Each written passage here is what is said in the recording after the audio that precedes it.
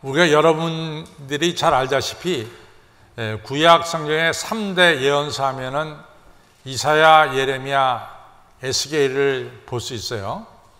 근데 이사야라고 하는 예언자가 활동할 때 이스라엘의 큰 위기가 이제 두 번 있었습니다. 한 번은 주전 735년에 그 당시에는 남북이 갈라졌는데 북이스라엘과 지금의 시리아죠. 아람 나라가 연합해서 예루살렘을 침공한 사건이고, 또 701년에는 아시리아 군대가 예루살렘 성을 또 침공한 이 사건이 이사야 선지자가 활동할 당시에 가장 큰 어려움이었다, 이렇게 볼 수 있습니다.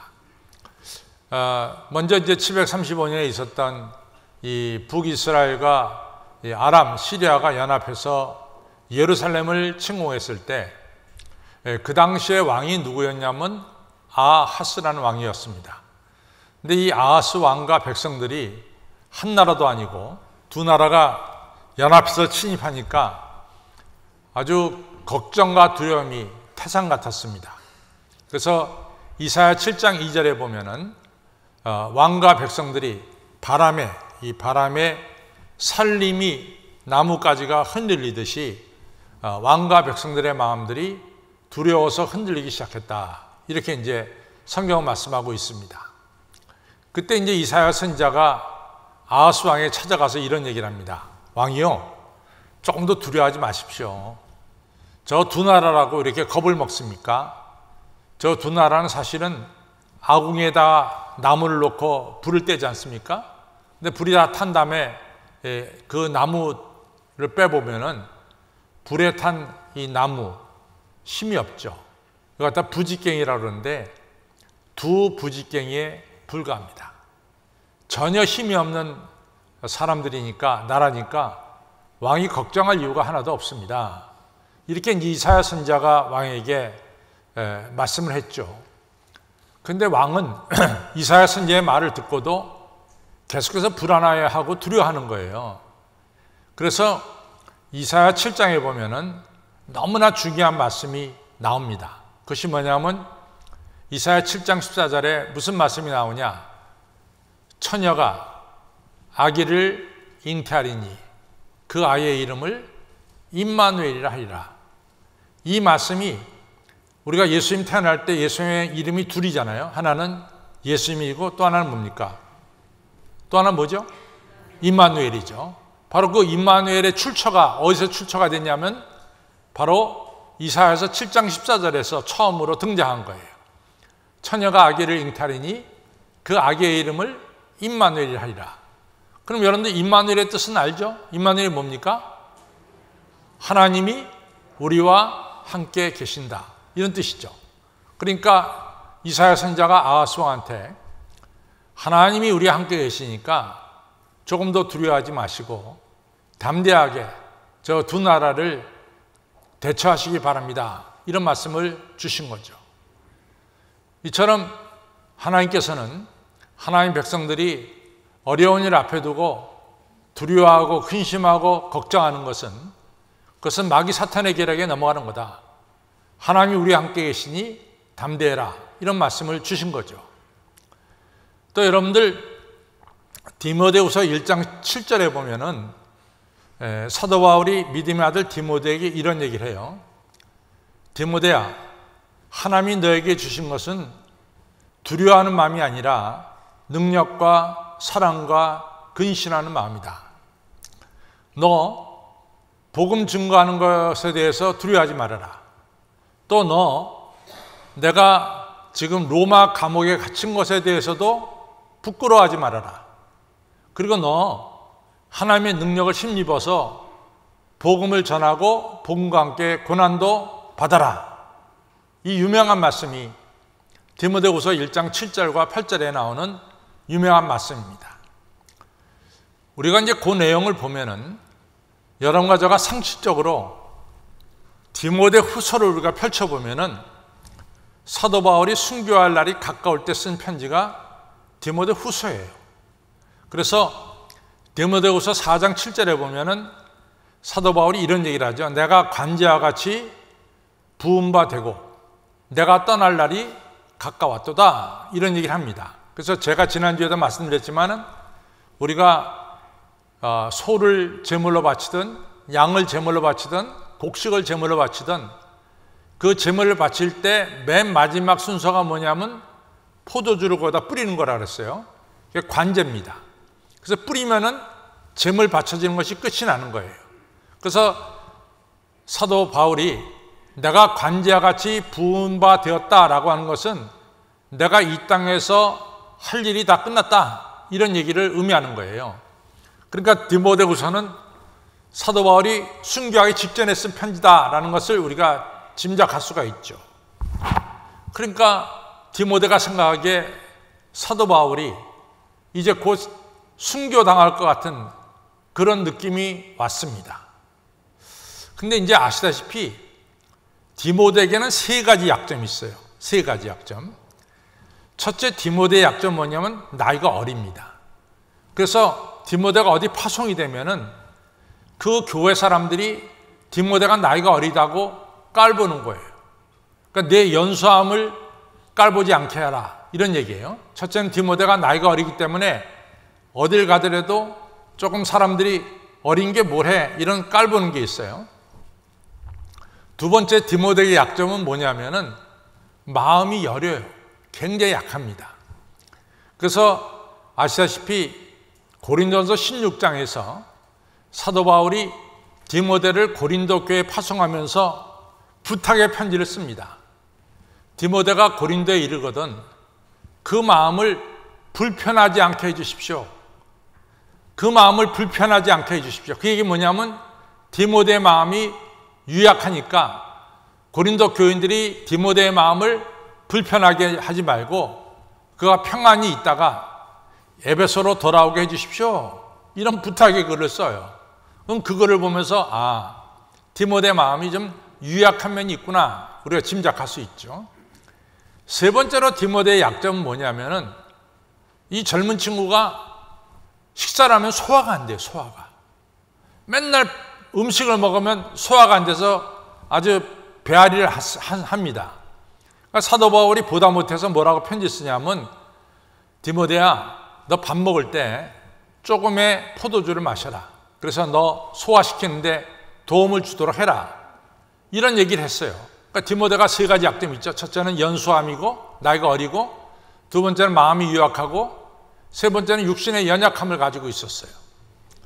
근데 이런 디모데가 사도 바울이 곧 죽게 되면은 이게 도대체 에베소 교회는 어떻게 될 것이며, 로마 교회는 어떻게 될 것이며, 고린도 교회는 어떻게 될 것이며, 초대교회는 어떻게 될 거냐. 다 이제 사도 바울이 세운 교회니까 로마 교회는 빼놓고 이런 교회들이 다 어떻게 될 거냐, 이 교회 문 닫는 거 아니야, 이런 걱정이 들었습니다. 또 이같이 사도 바울이 죽으면 복음이 지금 자꾸 피고 있는데 이 복음이 사그라들 것이 아닌가, 이런 걱정도 들은 거예요. 그러니까 디모데가 막 걱정하고 있으니까 사도 바울이 편지 쓰기를, 야 디모데야, 하나님이 너에게 주신 것은 두려워하는 마음이 아니야.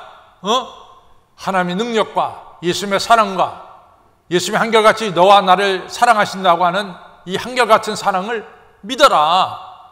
그리고 너 어떤 경우에든지 복음 증거하는 걸 갖다가 멈추지 말아라. 내가 감옥에 있다고 하는 것 너 부끄러워 하나도 없어. 부끄러워하지 말어. 그리고 너 하나님의 능력을 힘입어서 복음을 전해. 복음을 전할 때 고난도 올 거야. 고난도 받아라. 이렇게 디모데후서 1장 7절과 8절에 썼습니다. 항상 사탄은 우리에게 역사하는 게 뭐냐면 여러분과 저의 마음을 두렵게 만드는 거예요. 근심 걱정을 가져다 주는 거예요. 마음이 갈라지게 만들어 두렵게 만드는 겁니다. 그러니까 이사야도 아하스 왕에게 두려워하지 말라 그랬고 사도 바울도 디모데에게 두려워하지 말아라, 이런 말씀을 한 거죠. 우리가 잠언 1장 7절에 보면은 여호와를 경외하는 것이 지식의 근본이다 그랬어요. 이 경외한다는 말을 이같이 내용을 살펴보면 우리가 하나님 앞에서 두렵고 떠는 마음을 갖는 거죠. 근데 하나님 앞에 두렵고 떠는 마음을 갖는 것은 그것은 지식의 근본이다. 우리가 이제 나중에 생각하지만은 고린도후서 7장에 보면은 여러분과 저가 하나님이 주신 근심과 두려움은 우리에게 회개를 가져오고 더 나아가서 우리에게 영생을 가져온다. 그러나 세상적인 두려움과 근심은 여러분과 저에게 사망을 가져온다 그랬어요. 그러니까 여러분과 저가 하나님을 두렵고 떨리는으로 하나님을 섬기는 것은 너무나 당연한 거예요. 저는 지금까지 이같이 지내오면서 누구든지 예배를 방해하는 자들은 하나님께서 가만두는 경우가 없었어요. 하나님께 드리는 예배가 얼마나 소중한데 이 예배를 방해하면 절대로 안 됩니다.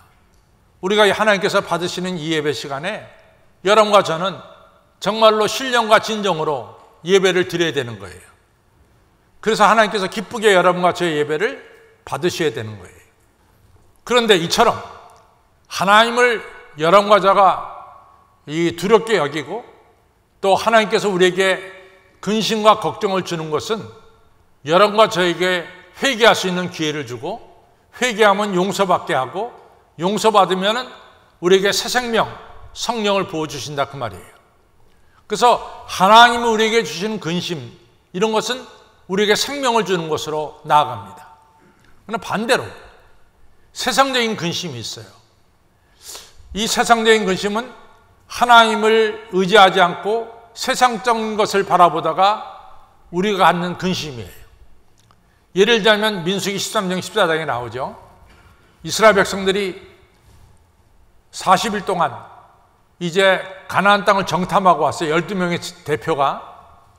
근데 10명이 보고하기를 가나안 땅은 정말 살기 좋은 땅이고 젖가거리 흐르는 땅인데 문제는 거기 아낙 자손이 삽니다. 근데 아낙 자손하고 우리 이스라엘 사람하고 비교해 볼 때 아낙 자손은 장대하고 우리는 메뚜기에 불과합니다. 그러니까 우리가 이 가나안 땅에 들어간다는 것은 어리석은 일입니다. 이렇게 보고를 해버렸어요. 그랬더니 여호수아 갈렙이 옷을 찢으면 아닙니다. 그 땅은 아름다운 땅이고 하나님이 그 땅을 우리에게 주시기로 약속했습니다.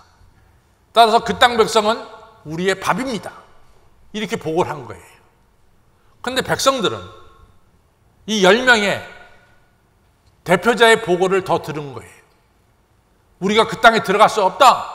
그 땅에 들어가다 우리 다 죽는다. 이런 두려움과 걱정에 사로잡힌 거예요. 그래서 밤새 울었고 아침이 되자 모세를 갈아치우고 지도자 모세를 갈아치우고 다른 지도자를 세워서 가나안 땅에 가는 것이 아니라 노예 생활하던 애굽 땅으로 돌아가자 이렇게 된 거예요. 그러니까 하나님께서 진멸하셔서 내 이 모기고 동생들 다 진멸하겠다. 지금까지 수많은 기적을 보고 여기까지 왔는데 내가 이것들을 다 없애버리겠다. 그때 모세가 간절히 기도했죠. 하나님 이 사람들 살려주세요. 이 사람들 여기서 다 죽이면은 이방 나라 사람들이 뭐라고 생각합니까? 예수님 하나님께서는 이 사람들을 가나안 땅에 들어보내지 못하니까 광야에서 모세를 죽였다 그렇게 말하지 않겠습니까? 그러니까 그런 오해도 있을 수 있으니까 이 백성이 아무리 잘못해도 좀 용서해달라고 모세가 유명한 중보기도를 드렸죠. 그때 하나님께서 좋다. 내가 살려두지만은 20세 이상, 지금 현재 나이 20살 이상 된 사람은 모조리 다 광야에서 죽는다. 여호수아 갈렙을 빼놓고는 다 죽는다. 그리고 광야에서 태어난 사람들만이 애굽에서 태어난 사람이 아니라 광야에서 태어난 사람만이 가나안 땅 들어가게 하겠다. 이렇게 얘기를 했죠. 다시 말해서 왜 두려워하느냐 그 말이에요. 하나님이 약속한 것, 왜 약속을 믿지 못하고 두려워하느냐 이거죠. 이래서 세상적인 근심은 우리에게 뭘 가져온다? 사망을 가져온다. 그 얘기예요. 하나님이 우리에게 주시는 근심이 있어요. 우리가 죄 때문에 근심할 수도 있고 우리가 하나님 말씀대로 살지 못해서 그것을 깨닫고 근심할 때도 있어요. 그것은 우리에게 뭘 가져오냐? 회개와 용서와 회복과 축복을 가져와. 그러나 하나님을 배제한 세상적인 근심은 하나님의 약속을 믿지 못하고 근심하는 것은 우리에게 사망을 가져온다. 이런 얘기입니다. 여러분 한번 좀 살펴봅시다. 여러분과 제가 근심을 갖게 되는 요인이 뭐예요? 우리가 근심과 두려움을 갖게 되는 요인을 한번 찾아보자 그 말이에요. 첫째는 죄입니다. 죄는 여러분과 저에게 두려움과 근심을 가져다 줘요. 아담과 이브가 죄를 범하니까 아담과 이브가 어떻게 했어요? 하나님 낯을 피해서 숨었어요. 왜? 죄는 두려움을 가져와. 두 번째는 좀 우리가 몰라서 두려움을 갖는 경우가 있어요. 몰라서. 그걸 갖다가 우리가 무지라고 말해요. 세 번째는 뭐냐? 내가 너무 약하다는 거죠. 자기의 약함 때문에 인생을 두려움 속에 사는 경우가 종종 있어요. 네 번째는 뭐냐? 어려운 일 당할 때 자연스럽게 우리는 두려움을 갖습니다. 죄, 무지, 나의 연약함, 어려운 일, 뭐 이런 등등의 일이 여러분과 저에게 이제 근심과 걱정을 가져왔죠. 근데 잘 보세요.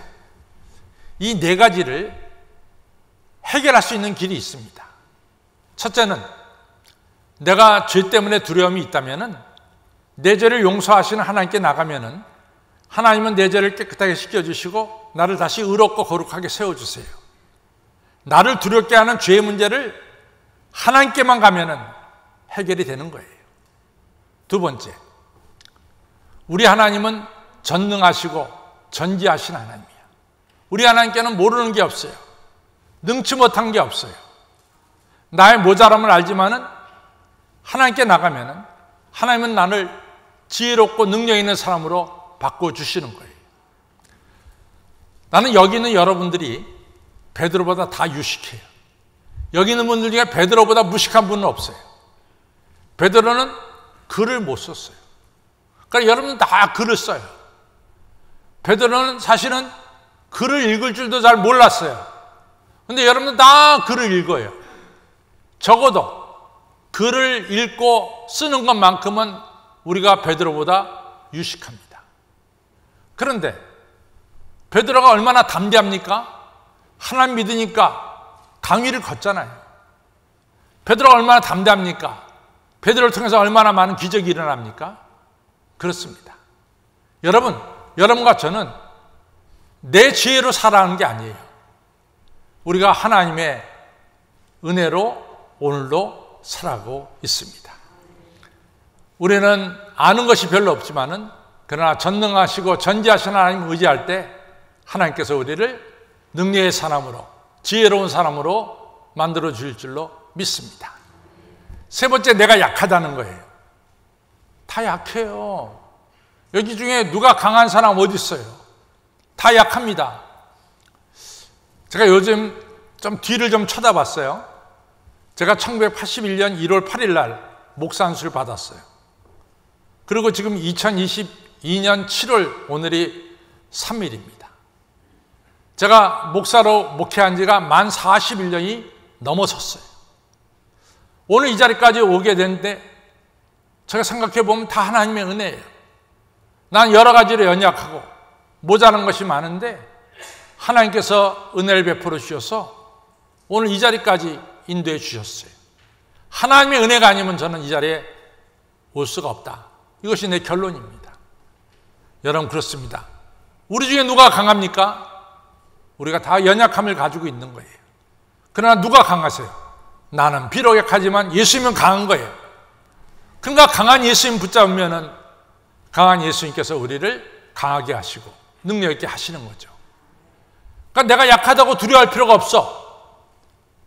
내 안에 계신 예수님을 붙잡으면은 나는 약함을 넘어설 수가 있는 거죠. 어려운 일 당할 때 두렵죠. 어려운 일 당할 때 두렵죠.